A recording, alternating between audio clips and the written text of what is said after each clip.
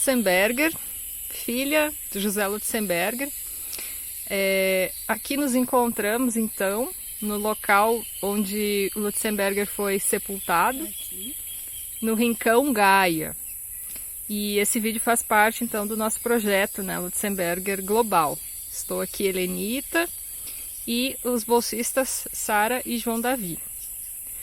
Lili, em primeiro lugar, a gente queria te perguntar qual a tua visão assim, sobre a importância do teu pai para o ambientalismo, né, tanto no Brasil quanto internacionalmente, assim, qual o legado que ele deixa, enfim, pro ambientalismo.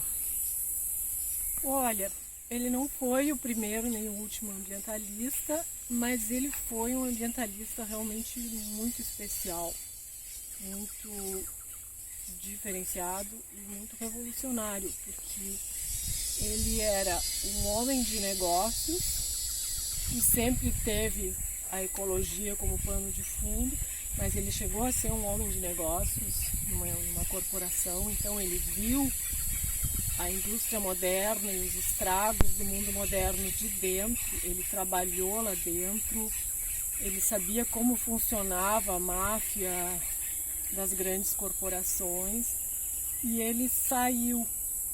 Então ele mergulhou na ecologia e no ambientalismo por causa dessa experiência que ele teve. Na realidade, quando ele saiu porque ele não conseguia mais contemporizar a sua consciência com o que ele estava fazendo. Então ele saiu para procurar outro trabalho, na realidade. Um trabalho que não deixasse ele tão desconfortável do ponto de vista moral e ético. Mas acabou virando ecologista, porque chegou no Brasil, viu que aqui os estragos eram tão grandes quanto nos outros países que ele estava. Ele não imaginou que fosse assim. Ele se deu conta que os estragos eram globais e cada vez maiores e mais rápidos e abrangentes. E ele acabou virando ecologista. Mas ele, ao mesmo tempo, era uma pessoa com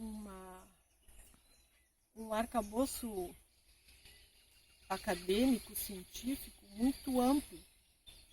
Ele não era só um agrônomo e um biólogo. Ele era um astrônomo, ele era um matemático, ele era um físico, ele era um filósofo. Ele lia e estudava todas as áreas da ciência e várias das humanas. E ele conseguiu amalgamar tudo isso de uma forma única. E ao mesmo tempo ele era muito carismático. E se ele não tivesse sido ecologista, ele teria sido padre, porque ele dava sermão como ninguém. E as pessoas ficavam eletrizadas com a forma como ele explicava os problemas do mundo. Ele pegava um problema e ligava ele a todos os outros, e todas as repercussões que aquele problema teria, e como os outros problemas se juntavam entre eles e se solucionavam ou se pioravam.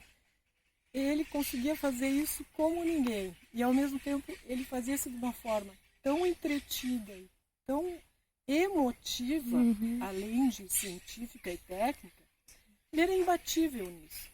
E ainda ele não era só um ativista. Ele procurava sempre soluções e achava soluções.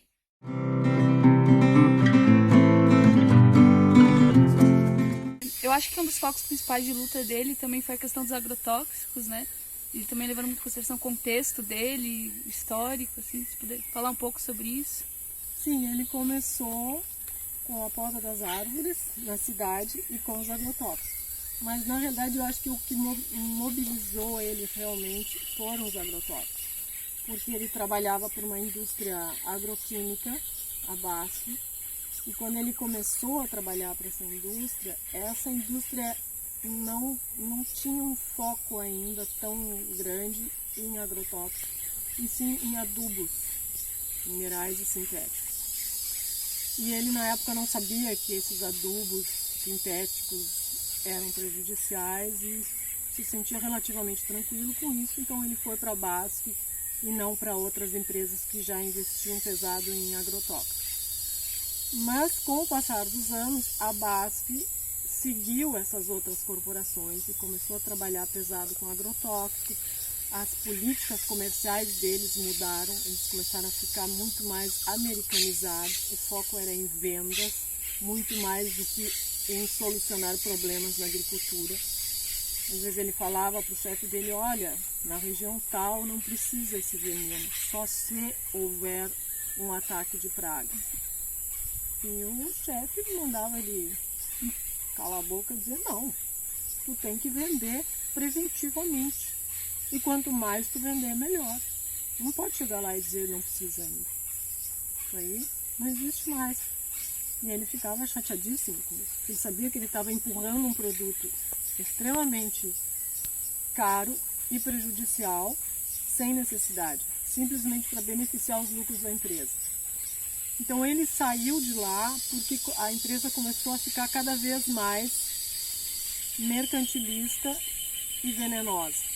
E as técnicas e táticas que eles usavam internas foram deixando ele cada vez mais nervoso. Então ele saiu, disse, vou voltar para o Brasil, vou fazer agricultura, pecuária, com um amigo que eu tenho aqui, estava todo faceiro, chegou aqui, e a agricultura estava também cheia de venenos, e as paisagens lindas que ele tinha conhecido ainda 15 anos atrás já não eram as mesmas, as plantações de arroz estavam estéreis, não tinha mais aves, e ele disse, bah, o problema é muito maior do que eu imaginava.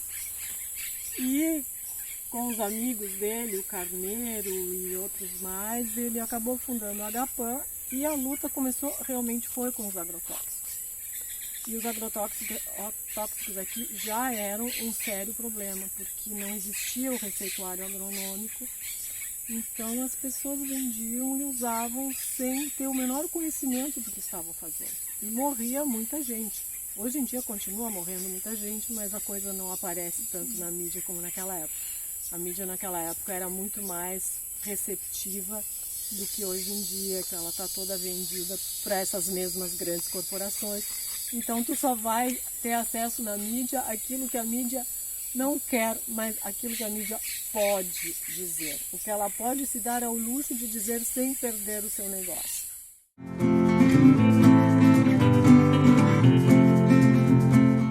Lili, faz 17 anos então que o Lutzenberg faleceu, e desde então qual tu acha que foi o legado assim, que ele continua tendo ao movimento ambientalista brasileiro, e quais as contribuições assim, que ele teve em vida também?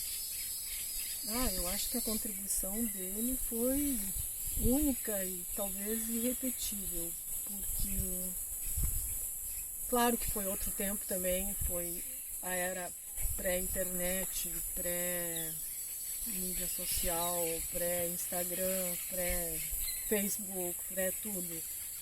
Mas ele conseguiu fazer, como ecologista, o trabalho de dezenas e talvez centenas de pessoas em pouco tempo. Ele era tão articulado, tão perceptivo e ao mesmo tempo ele ia ao ponto e no geral ele unia tudo, e ele era um bom político também quando precisava. Ele odiava a política, mas ele ia no lugar que precisava ir, quando precisava ir, na hora que precisava ir, e obteve resultados impressionantes. Tudo isso meio que se perdeu, porque depois que ele morreu, ele deixou esse legado, mas ele está se apagando aos poucos. Ainda bem que tem gente como vocês que estão tentando reviver esse legado. Mas pessoa como ele, eu não conheço nenhuma, nem aqui nem fora do Brasil. Tanto é que ele começou com esse movimento no Brasil e em pouco tempo ele se transformou numa personalidade internacional. Porque qualquer um que ouvia ele ficava fascinado com a inteligência e objetividade por um lado, e emotividade e foco na moral e na ética também. Ele não estava preocupado só com os bichos e as plantas e as paisagens que desaparecem. Ele estava preocupado com o planeta como um todo, com a humanidade. Ele sempre dizia, os lugares onde mais tem injustiça social são os lugares onde o meio ambiente não é cuidado. É lá onde as pessoas com menos recursos sofrem mais. Onde não tem água para tomar limpa, onde não tem mais vegetação, onde a agricultura não funciona mais, onde as florestas são derrubadas e etnias inteiras desaparecem ou vão parar nas favelas. Então, ele tinha uma visão ecológica não setorizada, e sim global. Toda a vida era importante. E o conjunto da vida funcionando como conjunto. Com isso, ele não queria dizer que tinha que acabar com qualquer tecnologia e com qualquer modernidade. Não. Ele dizia que existia uma maneira mais racional e mais ecológica de fazer as mesmas coisas que a indústria estava fazendo do pior jeito possível, com um único objetivo: negócio.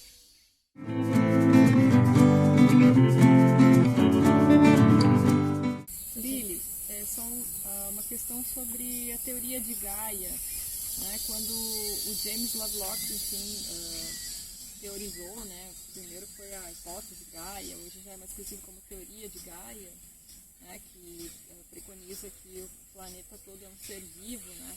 Isso foi recebido pelo Lutz assim, com muito entusiasmo, né? Porque já vinha ao encontro do que ele pensava. Você poderia falar um pouco disso, a influência da teoria de Gaia no pensamento do Lutzenberger, a importância disso, né?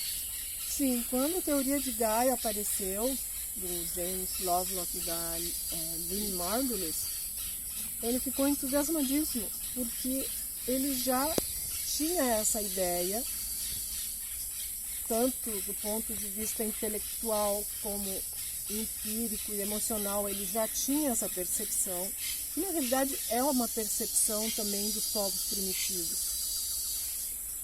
E ele não tinha essa coisa bem organizada na cabeça, mas ele percebia ela em todos os lugares.